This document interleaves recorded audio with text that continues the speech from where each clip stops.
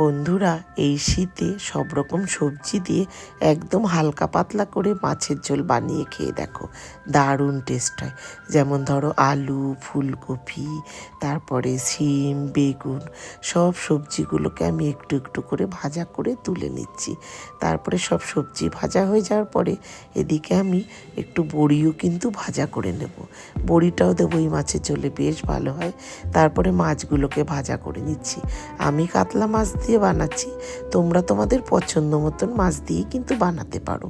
কড়াইতে তেল দিয়ে সাদা জিরে ফোড়ন দিয়ে বেশ খানিকটা টমেটো দিয়ে দিলাম, একটু নুন দিয়ে দিলাম টমেটোটা মজার জন্য।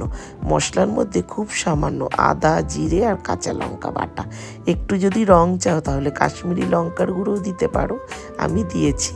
আর একটু হলুদ গুঁড়ো, স্বাদ মতো নুন তো টমেটোর মধ্যেই দিয়ে দিয়েছি। মশলা কষিয়ে আবার এদিকে কড়াইশুঁটিটা দিতে কিন্তু ভুলো না।